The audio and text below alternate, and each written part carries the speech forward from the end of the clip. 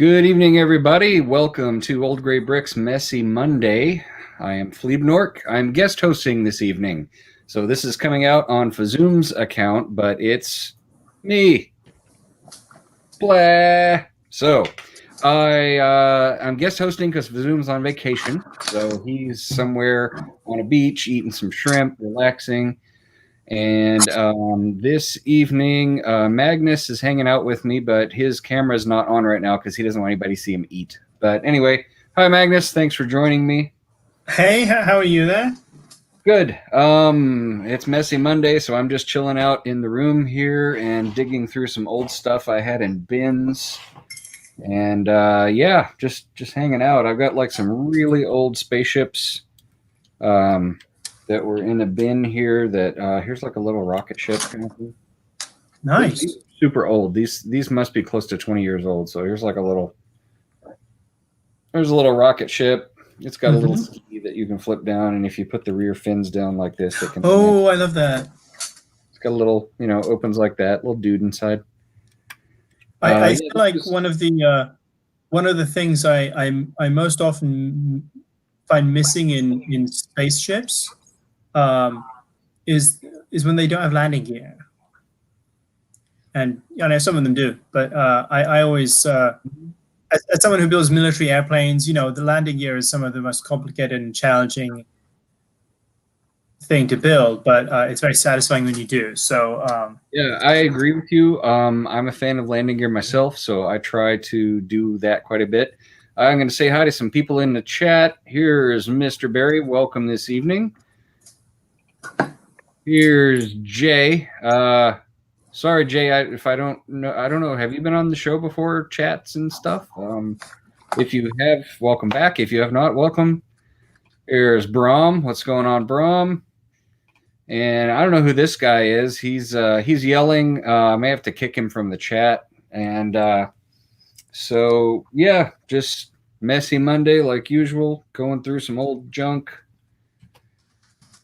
Here's another little spaceship. This one doesn't have landing gear. Sorry to disappoint. Just a little zoomy little thing that was in a bin. Yeah, oh, look, you're saying hi to yourself on the stream. Yeah, just hello to all the people there.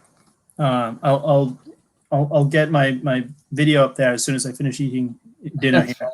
No, but I think there's also something cool about the flip side of that is if I can free myself from needing to do landing gear, it would make so much things much easier. It would be easier to build, smaller airplanes or space fighters at a smaller scale. Like I think there's a benefit to that too. Yeah, it's one of those things that I usually like to have landing gear if I can, but it does make it easier to not have to worry about them.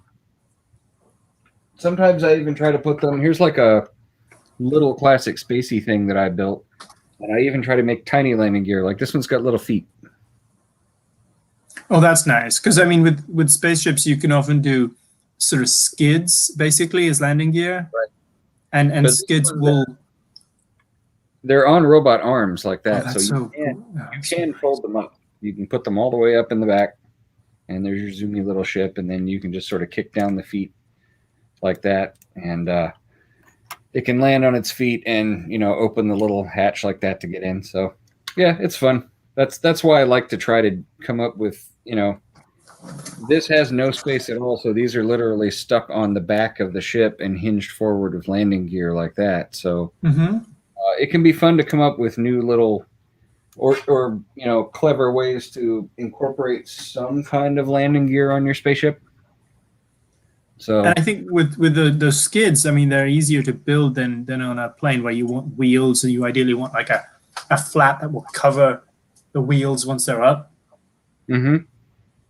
Yeah, so I'm pro landing gear. So yeah, hello Jeff VW, welcome back, and hello to Brick Sloth. And I accidentally clicked on Fazoom saying hi to Jeff, so Fazoom saying hi to you from the chat on his own show. So yay. Yeah, so I don't know. I'm just going through old stuff. Here's an old Akira style motorcycle that I had in a bin. This thing is very, very old. People who are around on Lugnet might remember this thing. Um, Here's a very old Blacktron style land speeder thing that I based on Warhammer 40,000 Space Marines land speeder. I thought that had a Warhammer look to it. Yeah. I never played Warhammer, but I've enjoyed when I've sort of seen pictures of it. Mm-hmm. It's a very cool, iconic look. I love how they have a sort of combination of fantasy elements with sort of orcs and stuff, and they have these tanks that look very sort of World War One-ish. Yeah, and it's an interesting aesthetic mix of different things you wouldn't expect to go together so often. Yeah, they do have some really fun designs. The Space Marine stuff in Warhammer tends to be very kind of chunky and heavy looking.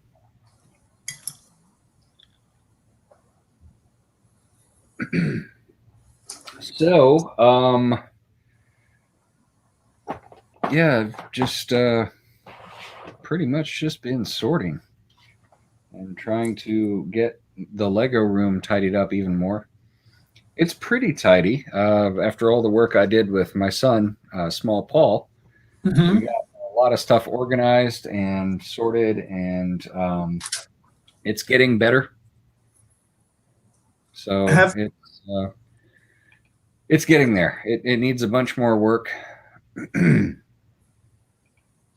Has there ever been an old Grey Bricks Thursday episode focused on sorting as a sort of designated discussion? I don't know that we've done just sorting as a topic. One of the first successful Zoom experiences I had early on in the pandemic was when my lug started doing Zoom calls, and I'd only done one or two of them before, and it takes a while to figure out how they work and how to sort of share space and use a video. But one of the cool things we did was we were all sitting in our respective Lego spaces talking about sorting, and this is in many ways a more productive conversation than we could have had if we were at a lug meeting together in person, because we were all able to show people, this is my space, this is where I have my stuff, these are the containers I use. And so what was sort of is generally seen as a temporary and inferior substitute to meeting in person, there are certain discussions that actually work better in a format like this. Just thought it was interesting. Yeah, I can see how that would be good, because people can swap out on camera and say, here's where I keep this stuff and that stuff, and yeah, that could be a good way to do a show. I was looking for ideas for Thursday because I'm guest hosting Thursday as well. Probably won't do that one.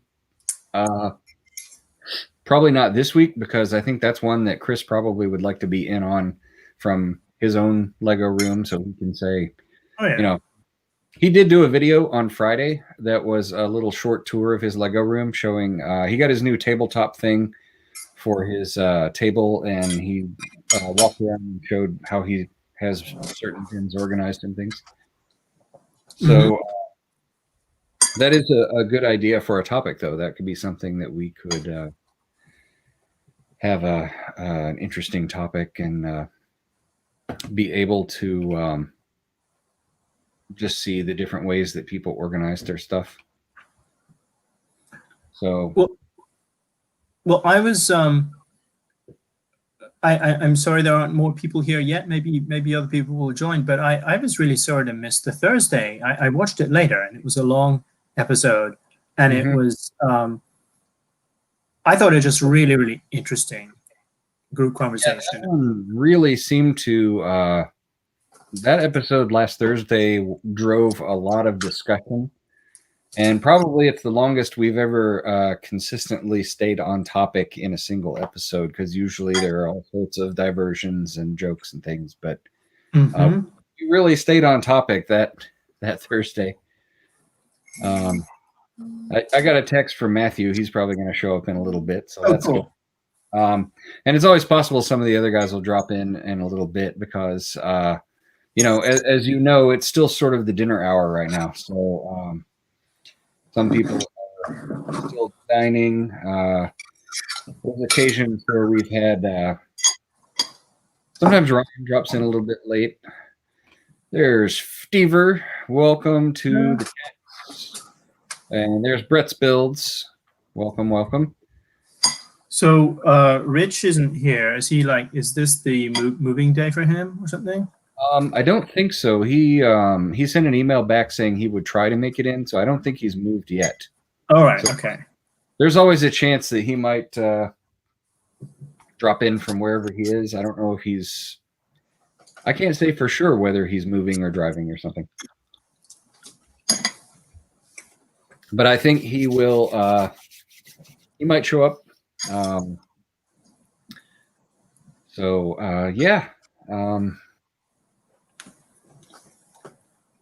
Trying to see if I ever have any other little fun bits that I've been sorting here, digging around, and a little robot. I think I showed this one on Thursday, but it's fun just to hold up little Lego-y things to chat about. Used an RGB and a little. He has like a square, like a tile in his hand, and I think that I had this guy doing like a window washing on something a long time ago. I'm getting a sort of Futurama vibe from him. Yeah, he's kind of funny. Let me clean that for you there. Oh, wonderful, right? There we go.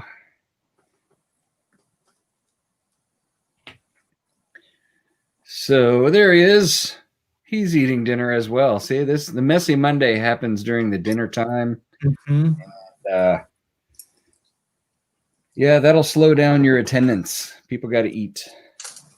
In fact, I would bet you Fazoom dropped out of the chat to go eat because he is down at Jekyll Island on the coast of Georgia, and he likes to eat a bunch of fresh seafood when he goes down there. So there's probably going to go out and that sort of thing. So I am a bit jealous of the delicious dinner that he's probably having this evening.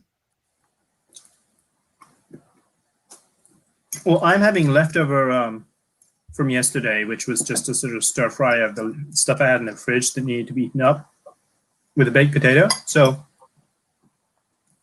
that is as exciting as it gets for me tonight. Yeah. I just threw a burger on the grill myself. Just a quick little. It's just me tonight. My son's not here this evening, so a solo burger on the grill. It was even a frozen burger, so it was very unexciting. What? Dinner's not done yet. Well, what is for dinner? We want to know what dinner is going to be if it's not done. I have a non-Lego related question for you. Sure. What is, in your opinion, the best way to make a burger? And like what you put on it and in what order? Like, do you have the lettuce and stuff on top or beneath? Like, do you have strong opinions about this sort of thing? Because we can have other stuff than just Lego. No, this evening my burger was very. This is not a way that I recommend making a burger. Tonight's burger was I need to go to the grocery store burger. So it was a frozen burger patty that I put on the grill. And I at least grilled it. So there is that. That's good. That's good. But it was on sandwich bread because I have no more buns. And it had my last slice of cheese on it and a little mayo and barbecue sauce. And that's all I had to put on the burger. So it was not a gourmet burger. It was a desperately trying to make something for dinner so I don't have to go to the grocery store this evening kind of thing. Shrimps. Rich is eating dinner. Low country boil shrimps. You can boil it, broil it, fry it, saute it.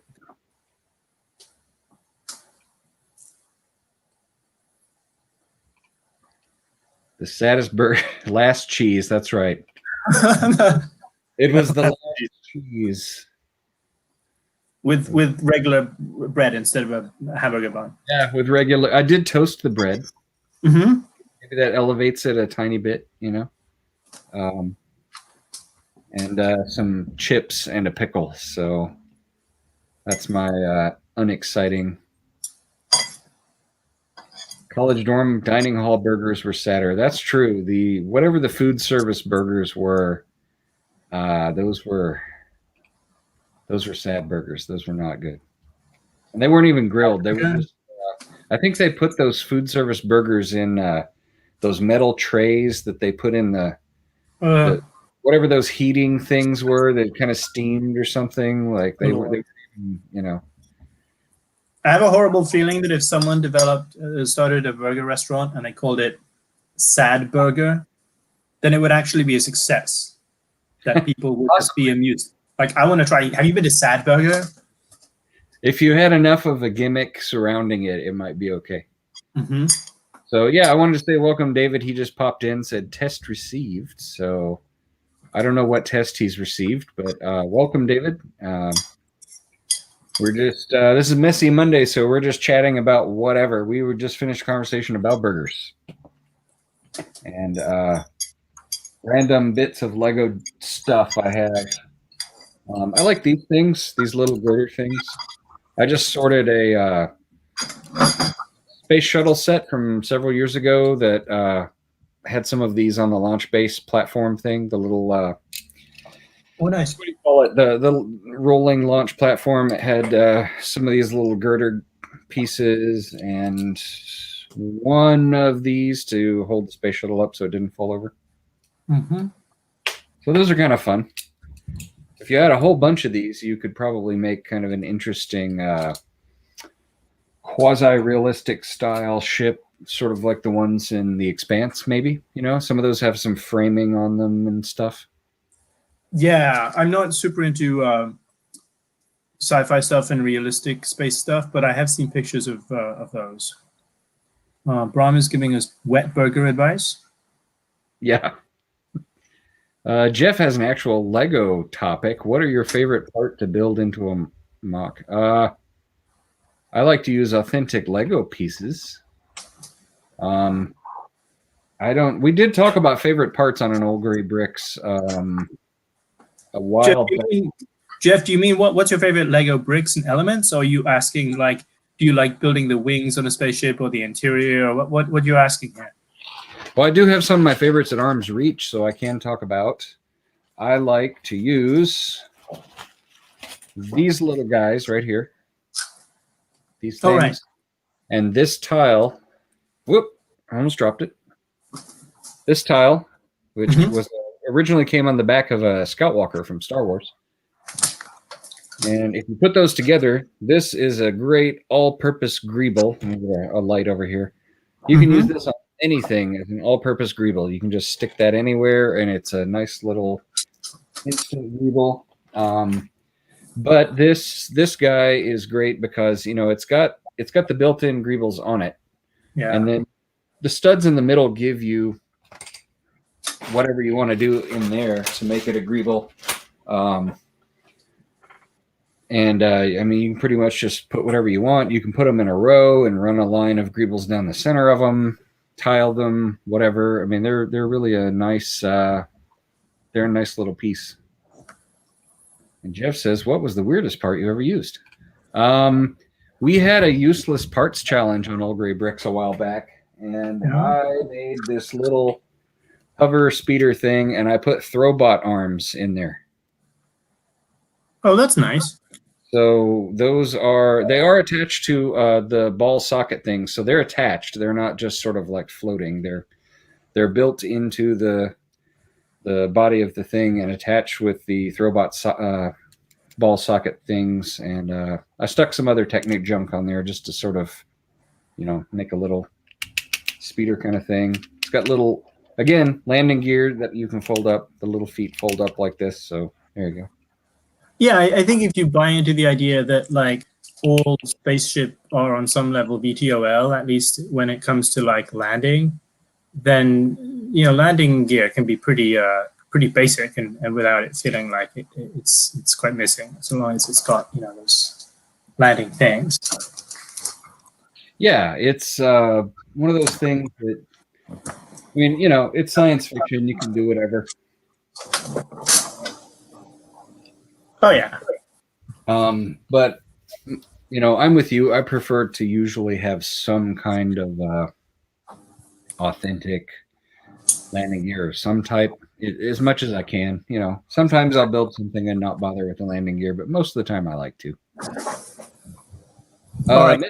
Mr. Barry, I said hello to you at the beginning of the program. You were, I think, the first person I said hello in the chats, but hello again. Hey. Hello, Mr. Barry. I'll be back in 1 minute. I need to get a thing, and then I'll be back with video on. A thing. Great. Go get your thing. Okay, I'll get a thing. I'll blow myself up on the screen here because I'm the only one here right now. Welcome to the planet Duplo. So yeah, I got a text from Matthew. He should be showing up soon, hopefully. And let's see here. We got some other fun stuff. There's a fun little Blacktron dune buggy kind of thing that I built a long, long time ago while I'm digging old stuff out of a bin.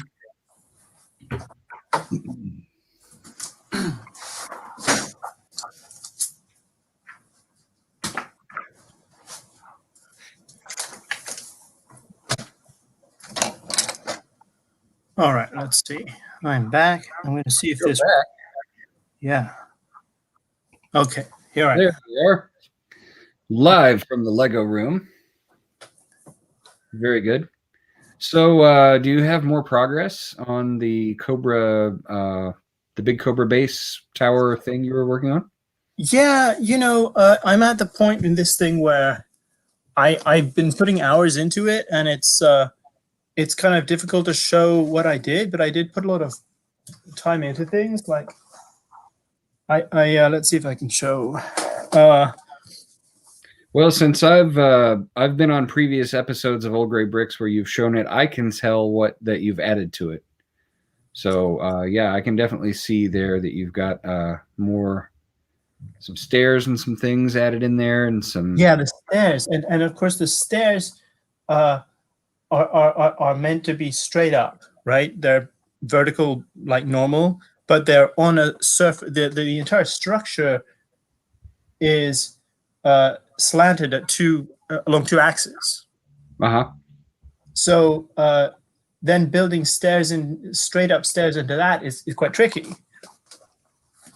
So I'm beginning to question my sanity a little bit when I'm realizing that if I want to do an interior that has all the interior things, but the wall that surrounds the interior is at funny angles,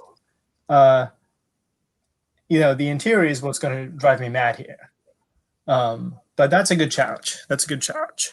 Yeah, well, I think that's one of those areas where it was originally on a cartoon, and you're going to have to try to make it realistic as you can. And yeah, real quick, I'm trying to get the lighting okay, so it's not annoying. Hi, JD. Thanks for showing up in the chat. Okay. And Rich is coming at us. What's up, Rich? You're muted. Hey, Rich. I'm muted because I was configuring myself. What's up? 1 down, 3 to go. Wow. So how empty is that room right now? Pretty empty. I'll give you a tour in a second.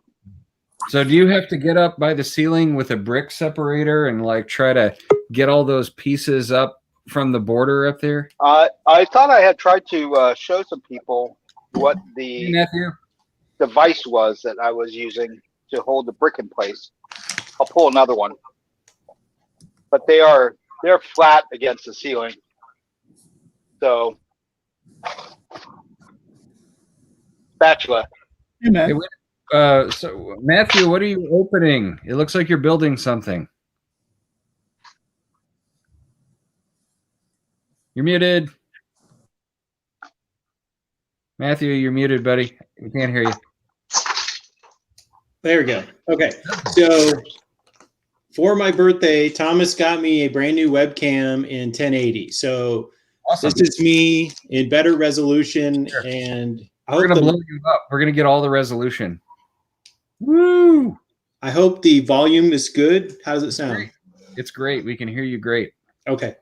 And so today I'm in my computer room, not my Lego room, because I sold off all of the minifigs for the Cantina set to a guy in Canada for $200. And wow. I sold off the gift with purchase for $80. So I get a second set for $70, and I want to build an expanded layout. So I'm going to keep the 3,000 other pieces, and but I have to go through and open every single bag and pull out every single minifigure to send it to Halifax. So, hey, Janie, from one gunning to another. Thanks for the compliment.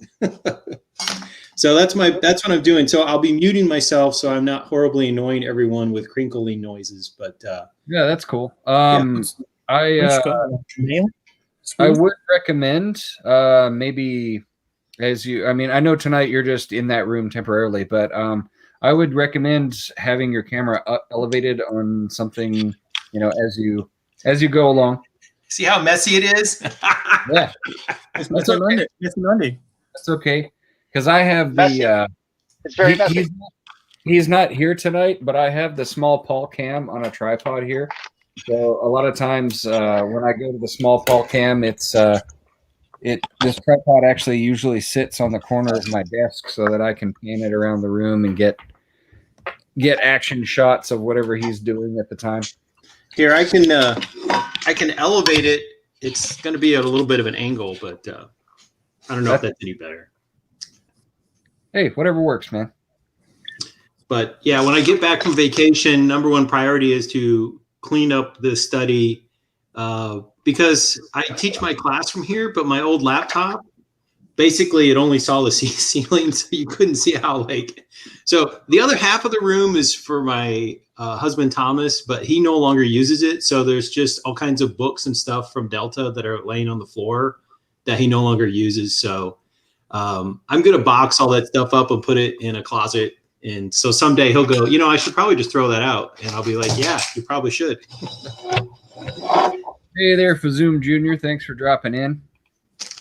So yeah, you should get one of those, what are they called? Like the Gorilla tripod that has like the grippy leg things. And you could put those anywhere. You can hang them from stuff or stand them on things or wrap them around a pole or all sorts of stuff. So one of my goals, but it won't be till Christmas break. So for us, we started very early for college, the first week of August, and we finish right before American Thanksgiving. So I'm off for 6 weeks, and I actually want to repaint the room, and I'm going to convert this into a Star Wars study room, and I'm going to bring up some of my action figures. I know, we've talked about other things that we collect, and I have a whole bunch of action figures and ships that are in the basement. And so I'm actually thinking about painting like one wall to be stars and planets. And then maybe like that wall would be sandy, like Tatooine, backdrop or something like that. You're using a lot of words to justify how you're about to order that new Hasbro Razor Crest. Done. And I see through it. It's already ordered. I ordered it a couple hours ago. Ha! I knew it. Well, I have the 5.5 foot long Jabba sail barge that was the first Hasbro Pulse set. In fact, I ordered two. I ordered a second one to resell to pay for the first one, which is exactly what I did. I sold it for twice what I paid for it. So by hanging on to it for about 4 years, I basically got both of them I got one for myself for free by selling the other one for a nice markup. So it works with both Lego sets and Hasbro's. What's that? How did that come out? I thought it only came out a few years ago, but it came out 4 years ago or more? I want to say it's been 4. Well, okay. So you had to order it a year before delivery. So it was a full year before it shipped, and you had to pay up front. So I ordered 2 of them a year out. Then they shipped. Maybe it was only 2 years. I could be wrong about the time. But I hung on to it until I got the price I wanted, which was double what I paid for it. It was a $500 piece, and I sold mine for $1,000. And I sold it on eBay, and it went to Australia. So it used the eBay global shipping. Someone on Australia probably paid a lot of money for shipping. I didn't see that money, but eBay did. So a guy in New South Wales, I think, bought it. So because it only sold in the U.S. So in particular, for any other Star Wars fans the rest of the world, it was a real pain in the butt because you had to buy one from the U.S. market. Yeah, I know a guy in England who wanted the Unicron. Yeah. We almost got to a point where I was gonna he was gonna order it and have it shipped to me, and then I would ship it to him. But then I think he ended up finding a group of European or British fans who all kind of got a pallet sent to them. But it's a shame that these things are even harder to get for people outside the US. I mean, especially Star Wars, there's a huge global collector community. I mean, it's not just an American. Yeah, and wasn't there some issue with the Bespin set as well? Am I thinking correctly? Or the Bespin was a U.S. exclusive because it was intended to only be at Comic-Con. So they were going to distribute these only at Comic-Con. So when they made them available, it was only to U.S. purchasers because it was intended to be a geographically specific distribution. But I sold mine to, I think someone in Sweden bought mine. I didn't care enough about the set. I was willing to flip the set to help pay for extra pieces. And so I did that. And I often will sell off my gift with purchases unless it's something I really, really like. If it's like a minifig, boy, that was a minifig in a bag. I'll open one and then buy another one and like flip the other one. But in the case of the Bespin, I looked at that and I said, I could buy all the parts and just build one. I don't need this box. I don't care about the box. I'm an opener. I build stuff. So I sold my set to Europe and made money to pay for all this Lego in front of me. So I'm cheap. I don't make a ton of money. I'm a teacher, so I have to make it stretch. No, I picked up a copy of the Bespin Duel just because I happened to be having a bit of insomnia that very night that it went on sale. I was awake at midnight and I randomly saw somebody online post something about, hey, it's online. And so I went and ordered one just on a lark. And I still have it in the box sitting here in my room. And I was kind of thinking I might use it to fund some Christmas items. Eventually I probably will end up flipping it. I don't make a habit of buying sets just to flip, but I figured this is a Star Wars set, so why not?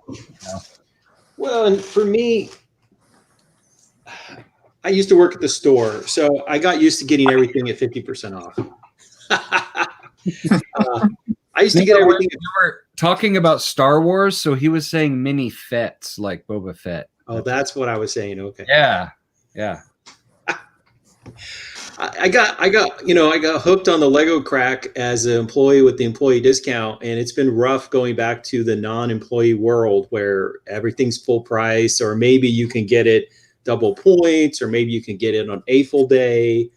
And I have a serious Lego addiction, and so how am I going to feed my habit? And so my solution is pick and choose, sell off the gift with purchase unless I really love it. And, bring down how much money I'm spending on these big, massive sets. Cause I love the big sets. Those are the ones that get me excited, are these huge sets with a couple thousand pieces in them. So, I don't know. It works for me. I'm not minifigure obsessed. So it's easy for me to buy I bought the Harry Potter Diagon Alley, flipped all the minifigs, paid for half of the set, and kept the buildings. Cause I'm a building guy. I like building. So, hey, I just got 4 buildings for $200. That's not bad. Yeah, I understand. I actually managed to sell some of those chrome pieces that we talked about a while back. I had a guy send me a message through Bricklink, and he asked me a bunch of questions about them because apparently he's new to Bricklink. Like he said, he only has 3 feedback, so he hasn't purchased very many things.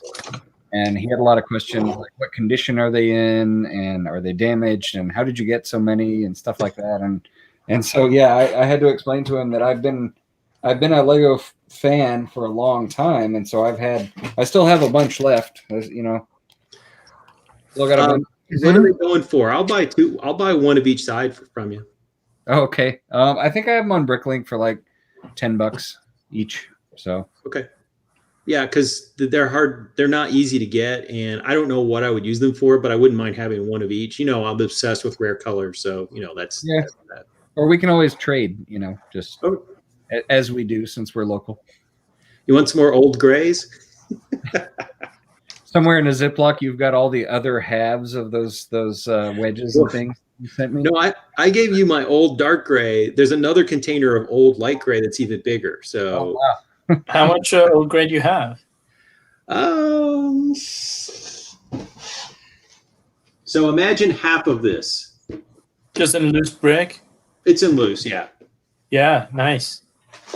And the only reason I haven't traded it or sold it off is I need to go through my sets as a kid, which I recently picked up from my parents, and see what's missing and see if any of the old light gray that I'm missing is in that box. And then I want to complete my childhood sets. They're mostly intact.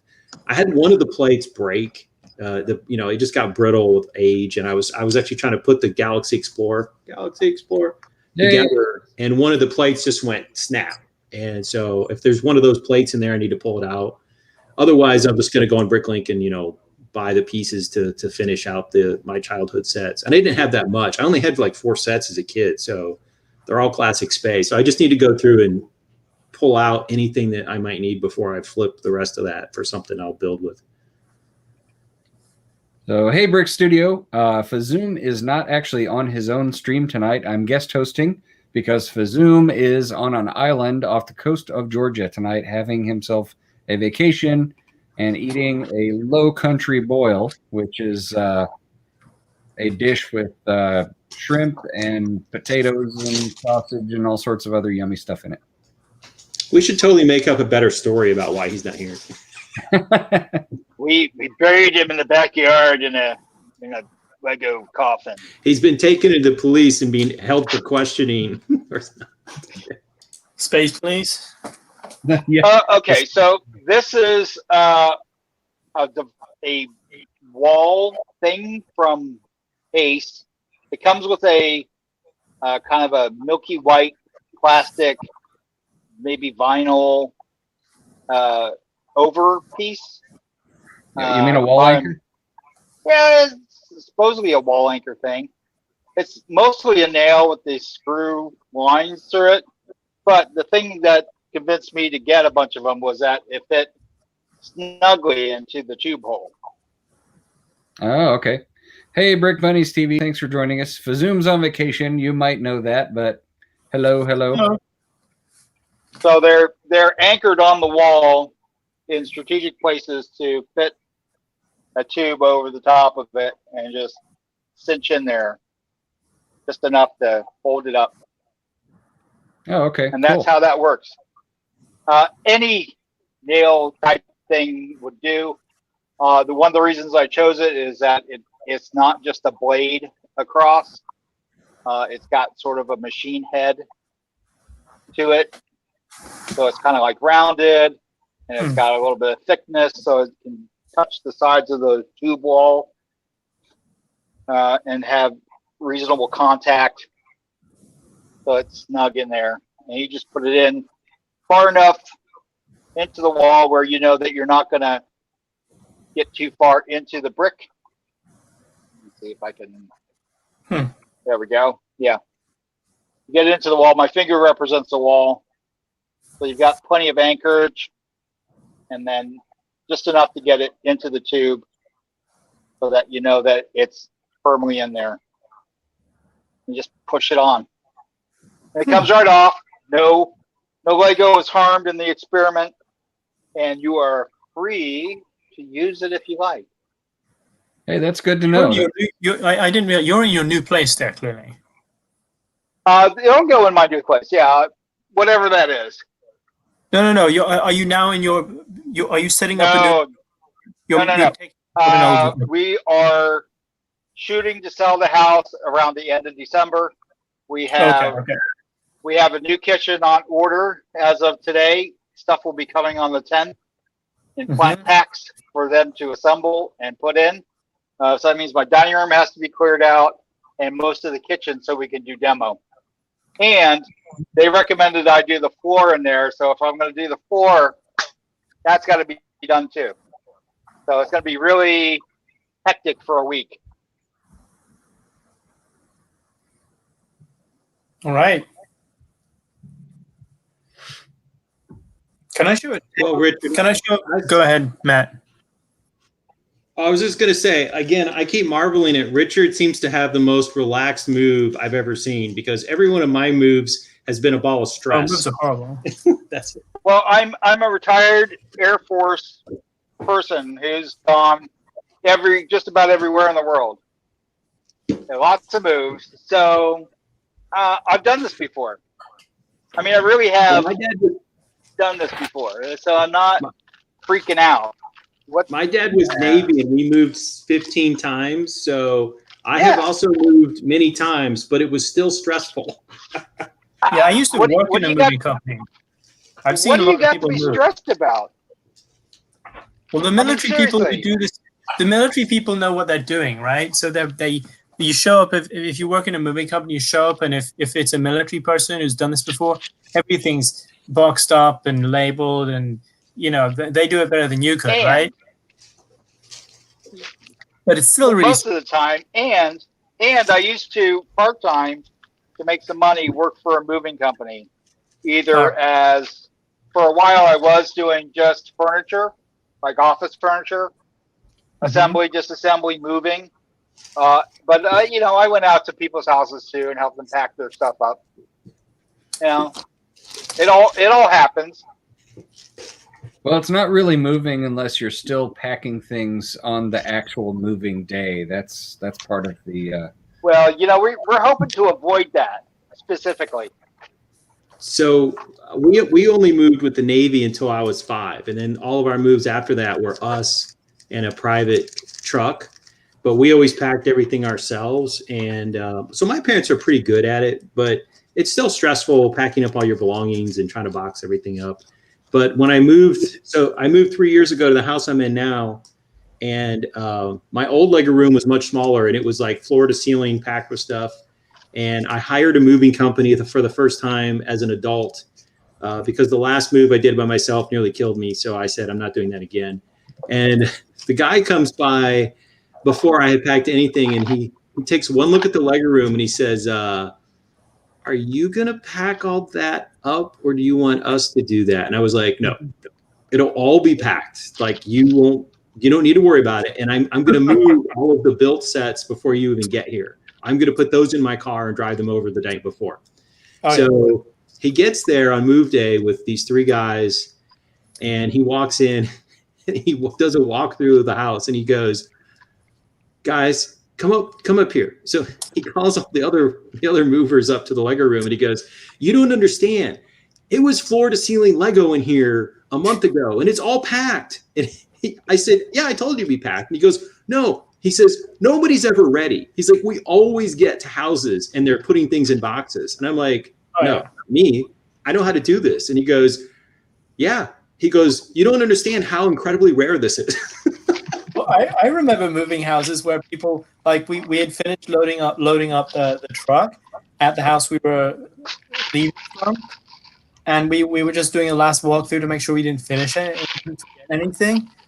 And the owner is like, oh, yeah, I forgot about this. And he opens the door, and there's like 2 whole more rooms of like unpacked things.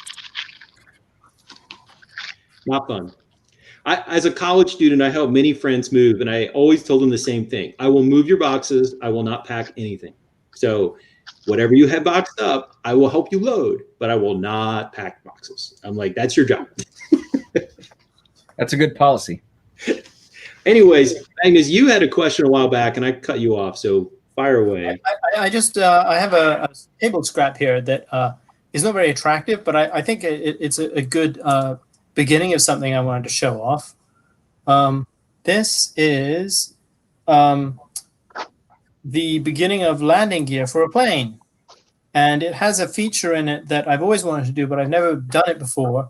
And that there's this thing back here. You turn it. This bit here, and you turn it, and the landing gear moves up. You see that? Yeah, that's cool. And then you rotate it, and it comes down. So that way you'll just kind of turn a thing in the back, like it could be like the nozzle. If it's like a single engine jet plane, you can just turn the nozzle at the back, and that's what the landing gear up and down instead of having to fish them out, three of them out with your fingers. So that's just a little. Thanks, Brick Bunnies TV. Thanks. Yeah. Which one are you using, Magnus? Which This one am I one? using? Or this one? What? I can't see you because that Using or that, or are you using that? the first. This one? That one. Cool. Is the second one better? I've never used that before. I don't know.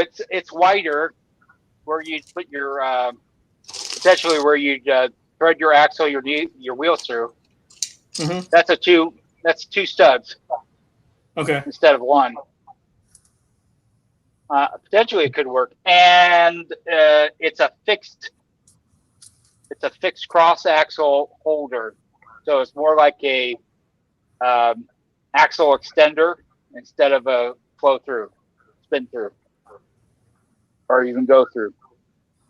So you'd have to use a 1x2 or a 1x3 to get only to here, and then another one on the other side because there's a partition in the middle. In certain cases, that would be good too. So Magnus, have you tried doing the like the old Sky Striker had with the lever on the top of it that retracts the gears and all that sort of thing? I have messed around. Where do I have it? Oh, you should mention that. I have tried doing that. This is a little bit of something I tried to. This is when I was trying to do that, and it basically. Imagine that the landing gear is here, and then I was going to attach it to something that I could go like that, and then I would attach other landing gear to it too. It just takes up a lot of space. I was considering doing it in my Night Raven, which is a fairly big. It's the big black plane above me. Yeah. But it just became very complicated, and I didn't. I decided I wanted to have space inside for a weapons bay instead of that stuff, and I didn't do it in my Sky Striker. But that would be a fun thing to pull off too. But I think that this actually takes up less space because instead of there being a big sort of bar you have to pull back and forth, there's just a Technic axle that kind of, in terms of the guts of it inside. So what if instead of the Technic bar, you used one of those guys on a plate, and then tiles on the plate so that this could slide back and forth and roll across the even the gears you've got that have the little gearing on the top of them. Just basically use this little guy to pull those or actuate those. I think that works well for the nose gear, but then how do you do this the two side rear gears? Because this one right. Those are side folding gear, obviously, but I guess in this particular instance, I was thinking about how the original G.I. Joe Sky Striker toy operated, and all three of the gears in that were articulated by that lever, and so the ones in the rear folded straight down the same as the nose gear. Yeah, that would also theoretically work. I've never seen anyone else do it. I haven't tried it that way before. So, question for you, Meg. Do you start? So, I don't think in Technic as Chris liked to say, and so when you start with something like that, do you play around with sort of like what the mechanism is first, and then figure out how to mold everything else onto it? Is that your process? Oh, absolutely. If I have Technic functioning stuff inside minifig scale system Lego stuff, I will absolutely design and build the Technic mechanics of it, and make sure that works, and then I'll build the rest of the thing around it. And the same for any kind of motorization. I wouldn't want to build, something and then try to fit in a motor after I built it. And I'm not in any way an advanced Technic builder, but I do like using Technic things to get functionality in creations that are locally minifig scale. Would you have any tips for people, someone like me? Would it just, I mean, for example, if I want to get better at Technic, should I just build more Technic stuff? I mean, is it kind of like, buy some of the store sets and you can learn a lot of the tricks? Or do you have any suggestions beyond that? I have probably bought less than 5 Technic sets in my entire life, and none of them have been very large. The things I want to do with Technic are also not particularly complicated by the standards of any Technic builder, but they are things like getting things to move or open, or if I have motorization in a number of my helicopters to get the rotors to go around, and that's always fun. I think it's useful to think about what you want to do, what you want to accomplish, and perhaps, as opposed to saying, I want to include Technic in this somehow, think about like, well, what do I want to accomplish? Do I want to be able to turn on a thing and make a thing move, or do I want the doors to open in a certain way? And once you figure out what you want, then it's easier to sort of figure out how to do that in the easiest, simplest way.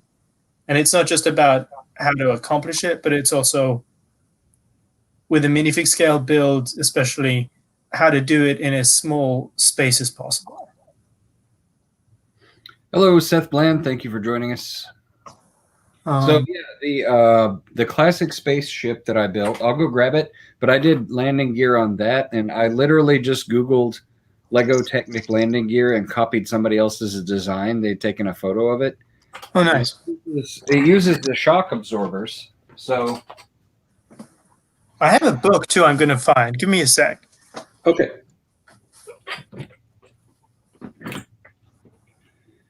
So this big spaceship that I built a while back, I'll zoom for a moment here. Okay, so wow. Is that the one you built the most recently, or is that? Yeah, well, I built this one a couple months ago. Yeah.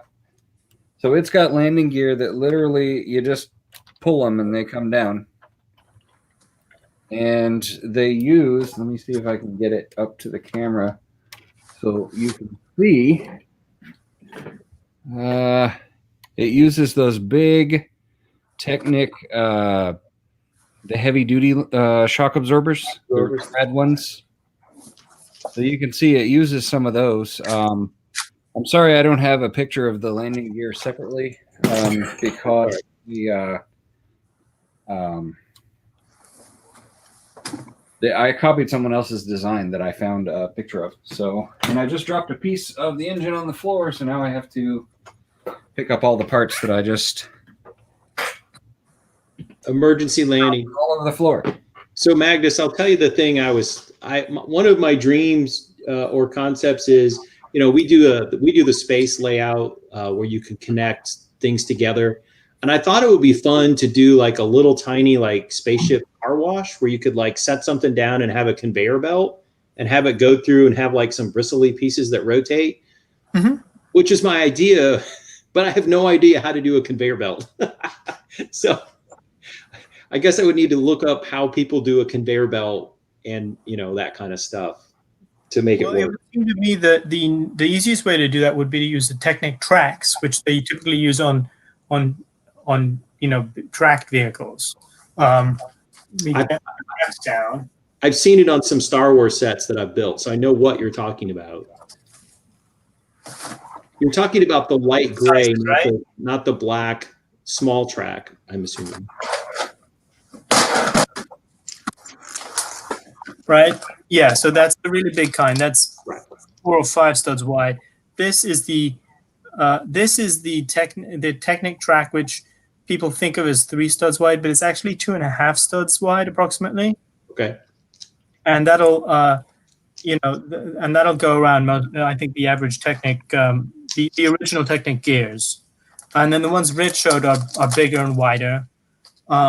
And you could hook up something like that fairly straightforward, and you could probably also hook it up to like spinny, washy things if you wanted. And you could hook it up so you either motorized it, with a motor, or you could just have like a thing you turn a little lever and it sort of the whole thing comes to life. Hand crank, just do a hand crank. Yeah, and you know it's always fun when you can motorize things, but between the motor and the battery box, that's a lot of space to, you know, it's especially difficult if you're trying to fit it into a vehicle or something. You can't bury it under a mountain or something. There's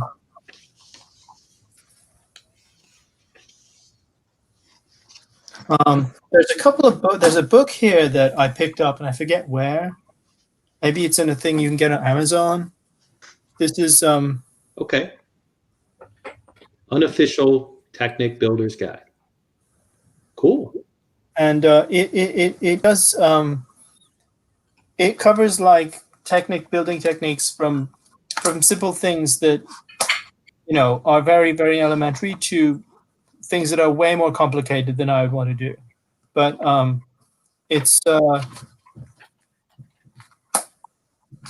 I found it useful a few times. You know, it's just a good technique. Can be so intimidating, you know, but it's very satisfying when you pull off even the simplest of things. Well, thanks. I'm going to put that on my Amazon wish list right now. There's also the the unofficial Lego Builders Guide, which by Alan Bedford, which has I want to say a chapter in it on Technic. Let me make sure I'm not misremembering this before I. And Janie has a recommendation for Yoshihito Isagawa, 3 books on Technic techniques. Ooh. So that's a good recommendation. I'll leave that up for a second in case anybody wants to jot that down. Technic Techniques by Isagawa. Well, I found the unofficial Technic Builder's Guide very quickly on Amazon. So it's you can get the Kindle for $21 and paperback for $35. You can get it used for $21. So that's pretty reasonable. What's nice about the smaller tread tracks, the black ones, is that the holes are a bar. So you can embed a bar in there. Like, you could use the lipsticks on the edges if you wanted to actually convey something. Not the handles. The handles are too small, but the actual lipstick fits in there snugly in the hole. Can you also put a 1x3 or 1x4 plate over those? Yeah, you can stick a plate on them.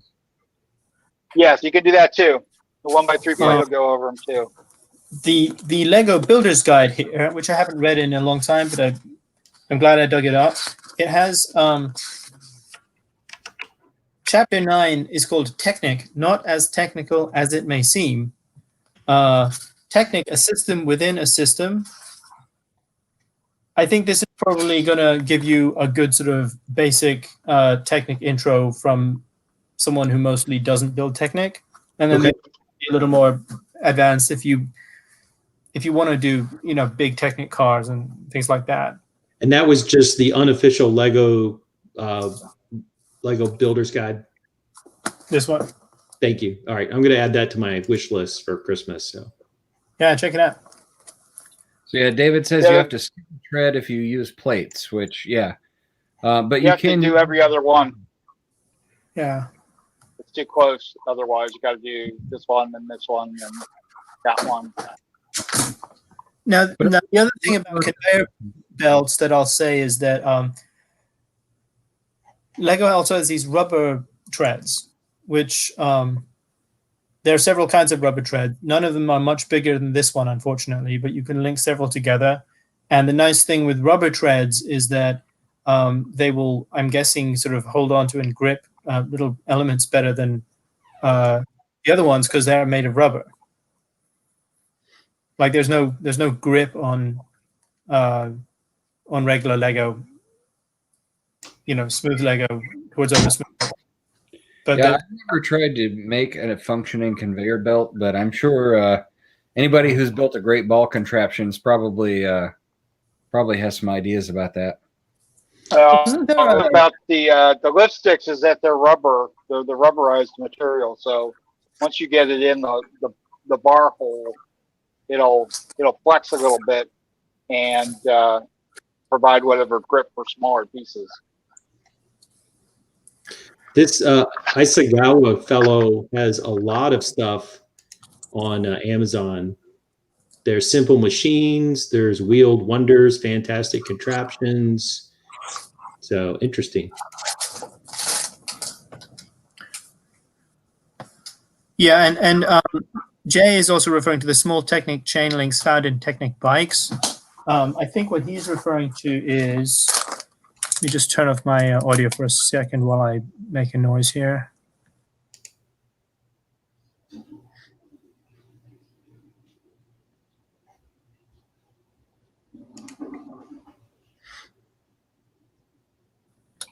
All right, I can't find it, but it's basically it's a thin track that is no more than one brick wide, and it connects in the same way as this does, but it just doesn't have this. Yeah, Rich has it there. So sorry.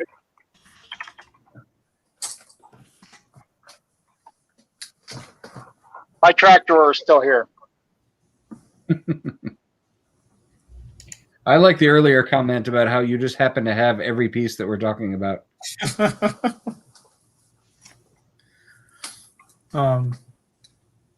Yeah, the one. If I could pick one Lego element that I wish they brought back, that does not exist anymore in production, I would not go for the monorail track. I wouldn't go for old gray or old brown bricks. The one thing I could bring, if I could just choose one thing to bring back, it would be the micro motors, which were these little red motors that were about 2 by 2 by 2 bricks. And Rick has one right there.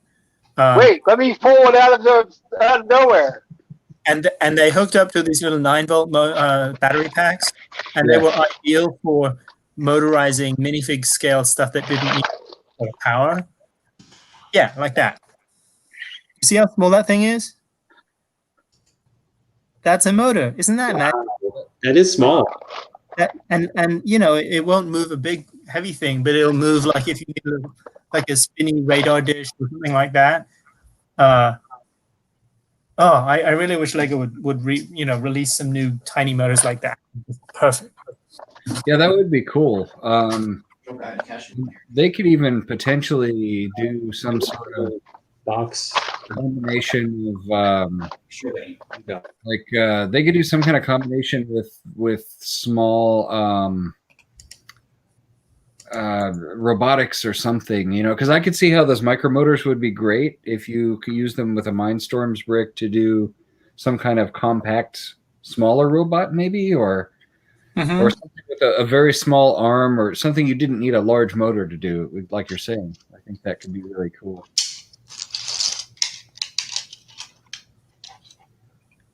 What's really amazing is that I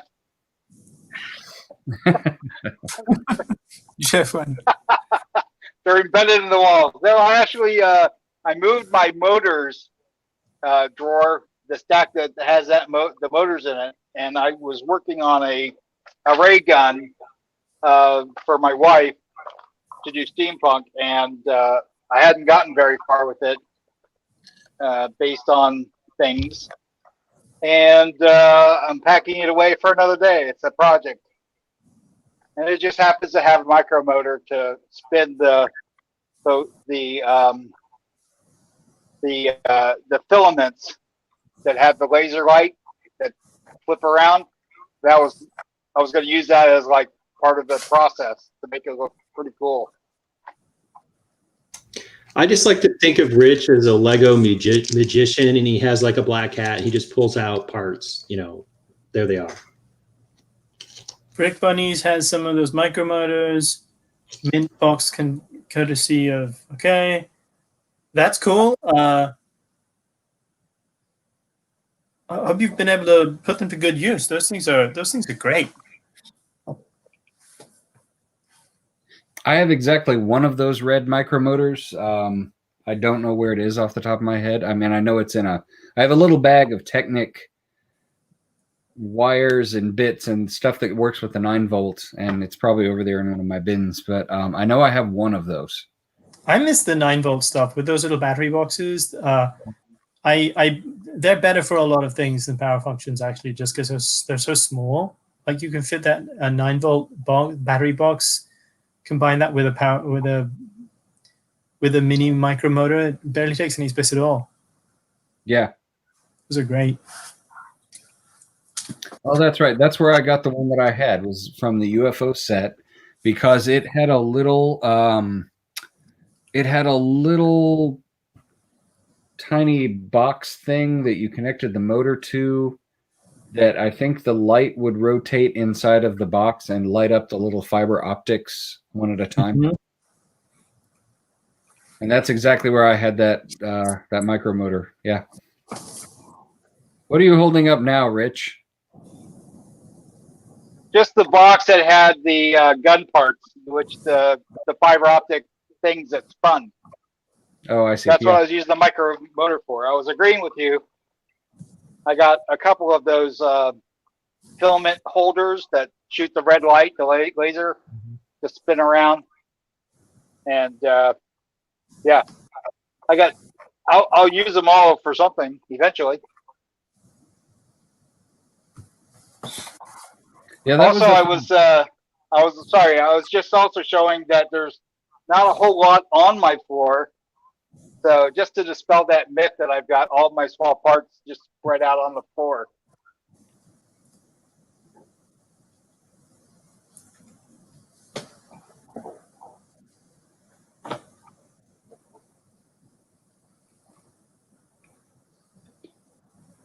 So yeah,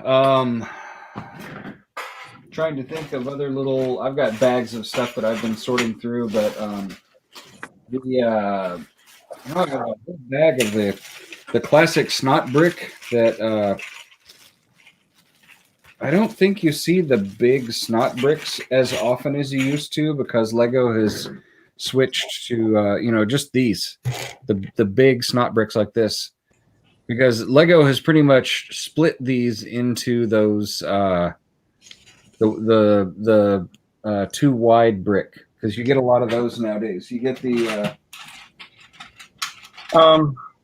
you end up with these more often in sets now, Right now I can really only see Rich, and then everyone else I can see behind, only sort of vaguely behind a sort of space net thing. Is that just me, or is it other people too?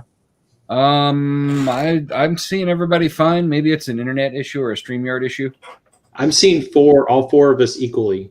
Okay, well then it's just it's just you, Bangers. All right. What you don't see is the anti-stud one. Yeah. 2x4 by 2 or brick and 3/4 or 2/4. Yeah, it's funny. I got a whole bunch of those of the 2x2 headlight style. I always call them headlight style. You call them stud style.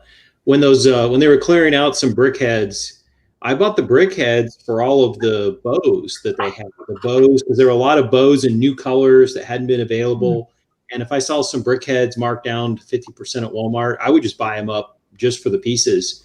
And I have an enormous bag of light gray 2x2. If you want to swap some of those, I've got stuff to swap, because I can't imagine I'll ever use them all. The which brick? The 2x2 light gray with the studs on the side. If you ever need more of those, just ask me. The one you just showed us in pink, that one but I have them in light gray. Okay, these guys in gray. Yeah. I'd be happy to have more of those, because those are building space. Snot bricks are always good for space.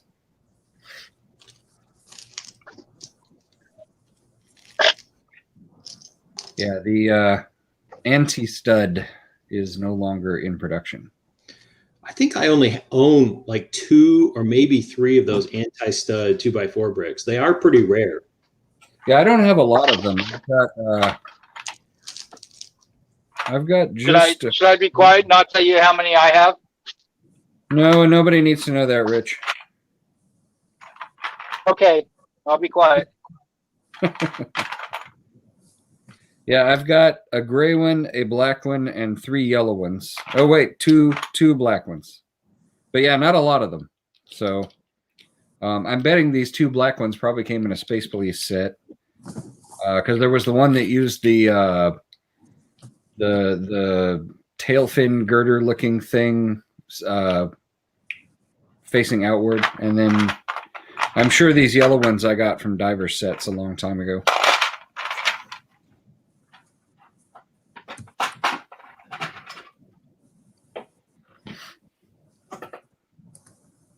Yep, Space Police 2, used them a bunch. Yeah, You're supposed to be on vacation. Yeah, well, I don't know. Vacation, he's watching his own show that I'm hosting and making comments in the chat. So I don't know. That's not too bad for a vacation. He can It's not stressful. Yeah, it's not stressful. He can make wisecracks in the chat instead of hosting it. Yeah, David Curtis just said the 9-volt system with the electric plates was so well done. Entirely. I feel like I had some of those somewhere to show people who maybe don't know what I'm talking about. But they basically had these simple 2-stud wide plates that you could just clip into between the battery boxes and the light and sound things or the motors. Yeah, I really wish Lego had done more of, hadn't sort of moved away from that system. It was really awesome. Yeah, I have a few of those myself, and they're in the same Ziploc bag with the micromotor that I mentioned. Because all of that 9-volt Technic stuff I have in one bag and somewhere in a bin. So it would be fun to get some of that stuff out maybe and show my son how to, how that stuff worked. Maybe build a little motorized something, and that would be kind of a fun thing to do next time he's over.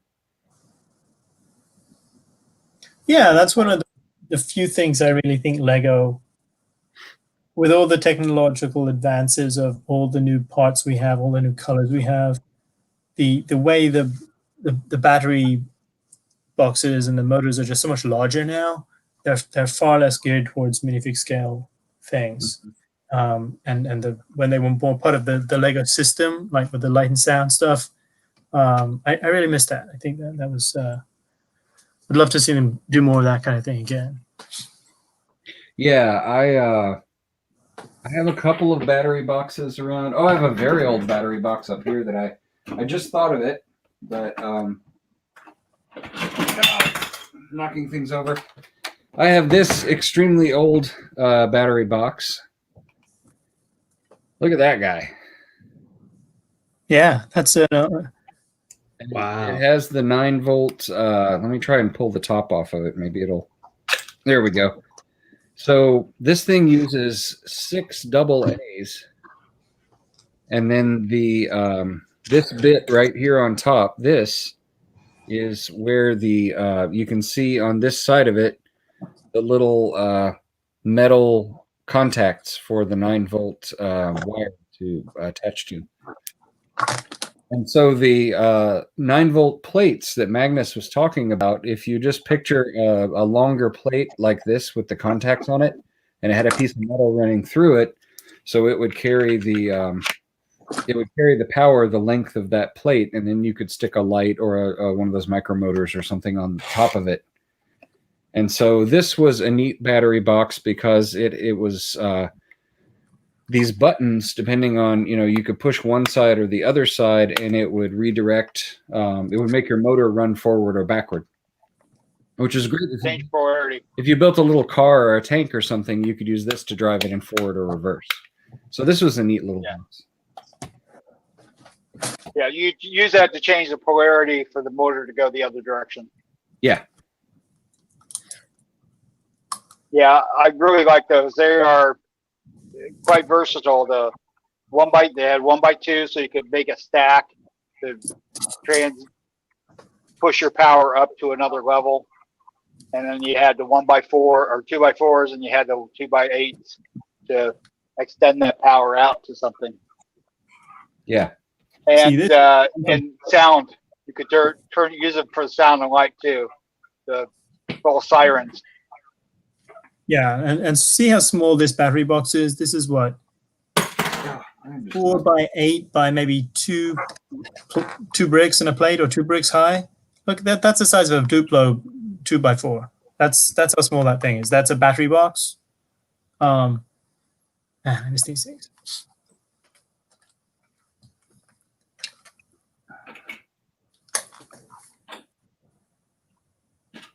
And those take 9 volts. Yeah, they take one of these things. Here, let me just put it in. Bloop.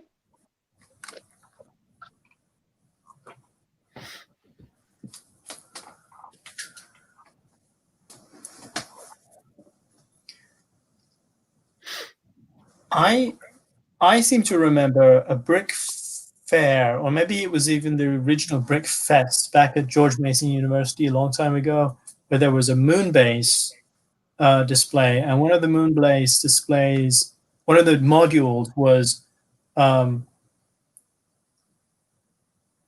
it like it had a bunch of conveyor belts of like Jar Jars being disassembled or something like that. Do you remember that?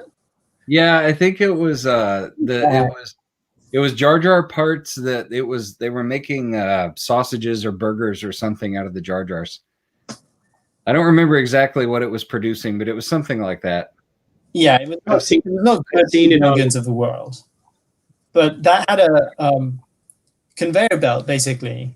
Mm-hmm. It was a series of conveyor belts, and it was impressive. You remember it too? Yeah, I've seen video of it. I was blown away, to be honest. Yeah, it basically, the conveyors were, they were looped and had the parts hidden so that it used sort of trickery to make you see a piece going into one hole and coming out another hole as a different thing, and that was pretty fun.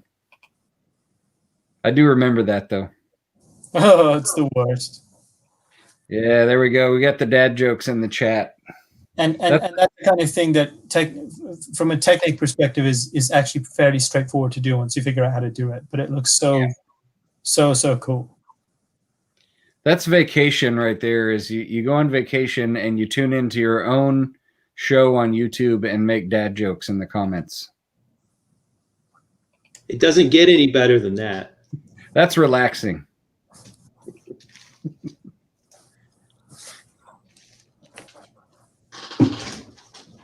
I wonder how Zoom Jr. is handling not having any ability to play his game. Although they have internet, so maybe he can play it. Fortnite. I bet you he's playing it. I think he's got a Nintendo Switch, and I think he's probably still playing it. Go through Fortnite withdrawals. It could be severe. I bet you that he's still making it happen. He's even got a phone. I bet one way or the other, he's still getting on Fortnite somehow. My youngest nephew is he still does the Minecraft, and he has his own YouTube channel and has about 500 followers. And I guess I'm now, I'm comfortably in the middle age. I just turned 50 yesterday, so I could just sit here and say, I don't understand why you would sit and watch someone else play video games. I mean, I understand there are reasons, but like for me, it just is like, wouldn't you just rather play yourself? Yeah, I understand, because I have often asked that question of my own child, because he'll be watching somebody play a game and I'm like, you have that game. You have it. And I can understand in certain conditions, like maybe you're watching the video to understand how to do find a secret or a technique to beat a boss. Or in Minecraft, you're watching them build a redstone thing and you want to know how to build it. So those I understand.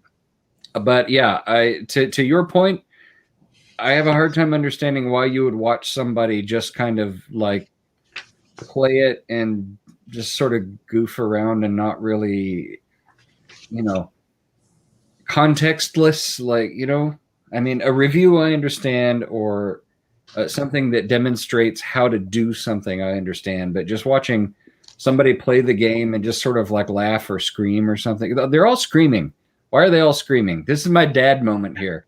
Well, this isn't like a playthrough by a pro who knows how to play this game real well. No, these aren't playthroughs. These are literally like frat boys who get on a game together and they play the game and they yell and scream about nothing that I can figure out. Like, I'll walk by and he's watching it and these guys are going, ah! And like, I'm like, what are they yelling at? And he's like, oh, they're just playing. I don't know. This is my old dad moment. I don't get it, man. We are old and gray. We don't get these things anymore. And let you know, I'm going to head off for dinner in about 5 minutes. So that's all right. We're probably only going to go about 10 more minutes because Messy Monday usually, an hour and a half is a good amount of time. We've had some chat. We're watching Rich stack things back there. What are you stacking, Rich? Those are floors to my building. It's a modular skyscraper. Oh, okay. Would you like a tour of the skyscraper for? Oh, sure. Why not? So it's got 2 elevator bays. It's got an emergency escape area for the stairs if there were real stairs going through.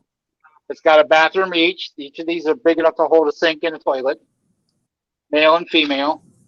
And then open floor, and of course the concrete columns to support everything going up, go straight up. And I'm just packing it with minifigs. Are you going to do any kind of office interior, like with a bunch of cubicles or chairs or anything? Eventually, yes. Well, I figured it was better than what Abe was doing, where he just produced. He produced a building is about, I don't know, 8 to 10 stories tall, and it's just totally hollow. Or that he actually, I think he did another one where there were floors, but there was nothing to actually make your mind perceive that there was a way to get to any of the floors. There's no elevator, there's no door for stairwell, nothing. So I was like, my brain doesn't work that way. It has to at least think that it works. You know what I'm saying, don't you, Matt? Where are the Lego bathrooms? I mean, come on. There's one in every one of my buildings. I have a Lego. Yeah, I posted pictures of my control tower, not the big castle, but my smaller thing that looks sort of like it, which is a sort of Cobra control tower. And inside it has a bathroom, among other things. And I was posting on G.I. Joe forums.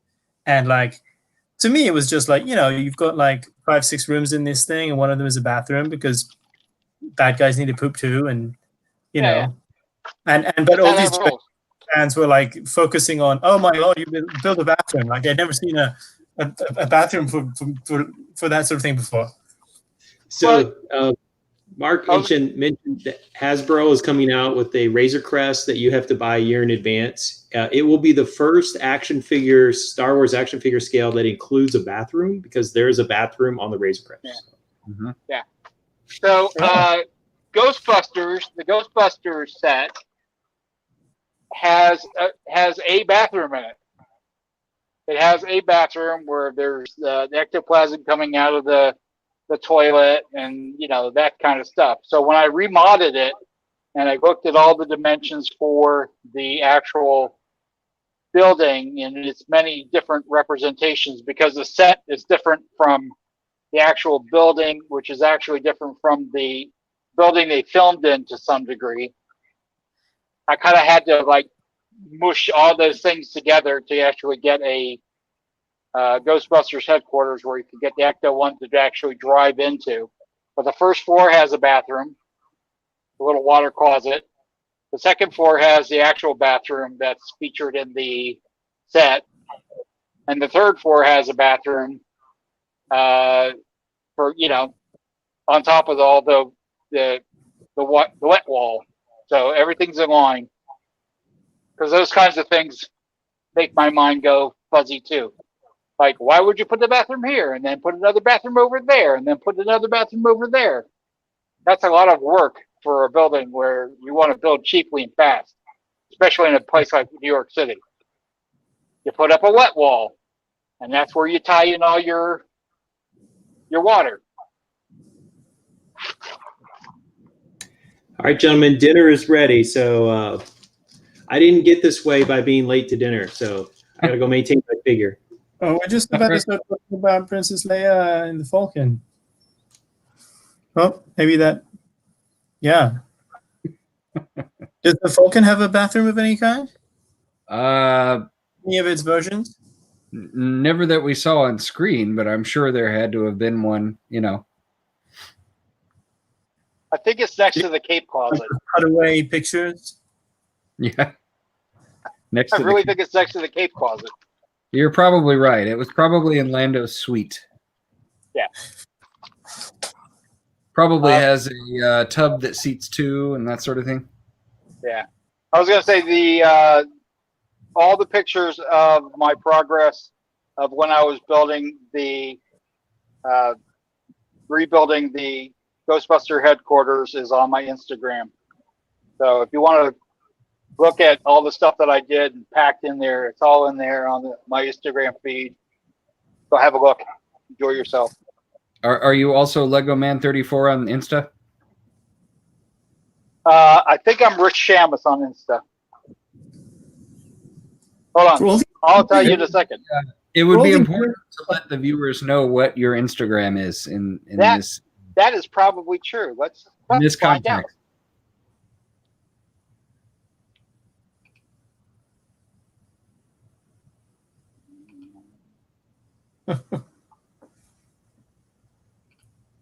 Let me bring up a browser and have a look. Rich, for all these years, I thought your name was Rich Shamus, but it's Shamus. Shamus, yeah. Well, I have my son likes to say Shamus for whatever reason. I have a cousin who is in the show business who uses Shamus. Okay. For whatever reason. But I was always told from my father it was Shamus. How do I change this? I don't think I've had a family disagree on how to pronounce their name before, but